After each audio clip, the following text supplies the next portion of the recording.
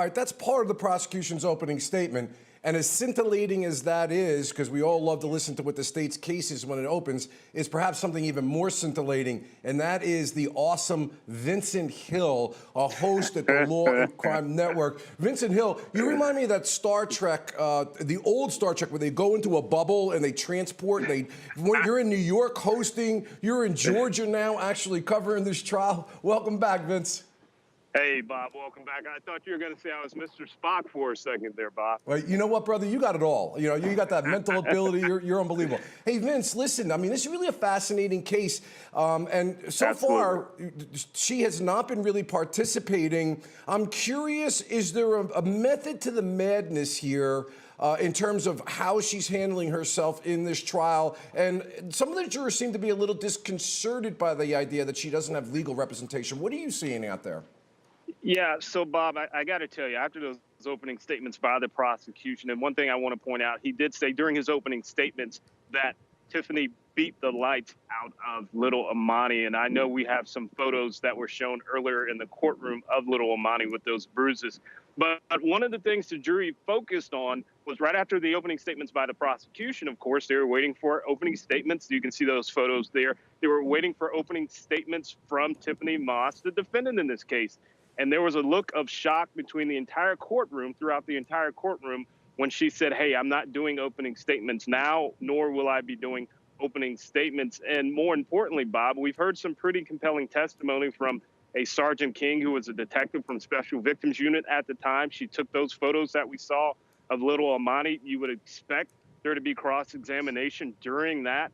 There was not. We heard testimony from another police officer who responded in 2010 when little Emani attempted to run away. We would expect cross-examination from that. We saw none. So just prior to lunch, you know, the prosecutor in this case, Mr. Porter, said, we're moving on a lot faster than we expected. We have 5 more witnesses.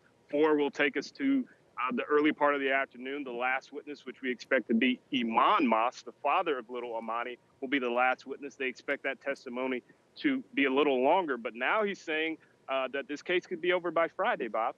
Wow, amazing. You know, a death penalty case, the judge tried to instruct her the significance of this. She has a constitutional right to represent herself. Vince, as a prosecutor, homicide prosecutor in particular, I don't know why I'm getting nervous if I'm in there. I don't know why I'm worried that the jury may feel that even though she has a right to do it, and even though they were questioned about it, that she didn't get an adequate representation, that life in prison without parole is appropriate. My prosecutor thing is getting nervous about this.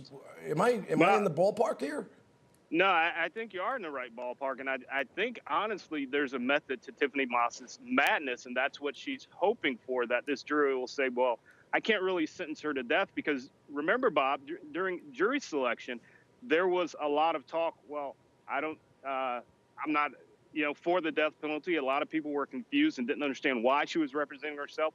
So that could very well be the case. That could be the method to the madness here, that maybe she won't get the death penalty. Maybe she will just get life without the possibility of parole, or maybe even life with parole, Bob. Yeah, Vince, what do you think about the concept that, listen, as a prosecutor who's prosecuted death penalty cases myself, I used to think that it was ill-advised but for the defense lawyers to really hammer anything in the guilt phase when it was very clear their person committed the murder.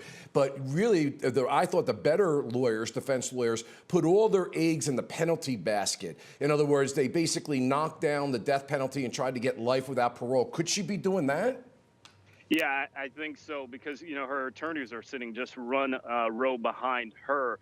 So, you know, although she's not communicating with them, I've been watching them. They're taking a lot of notes. There's a team of about 4 or 5 people that are on that legal team that are there with their laptops. They're taking notes, you know, things of that nature.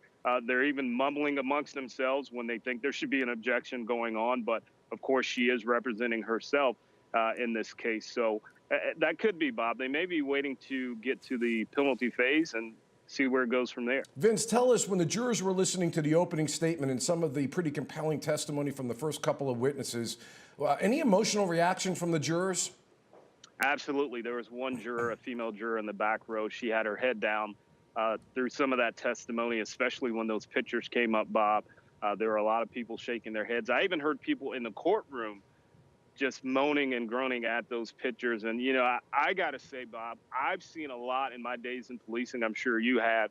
It even touched me in a special way because, yes, our job is to report on these cases and be unbiased. But at the end of the day, we are human. I'm a father. I have a daughter.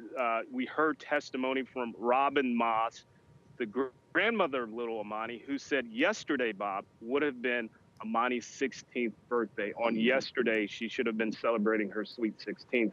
Unfortunately, that is not the case.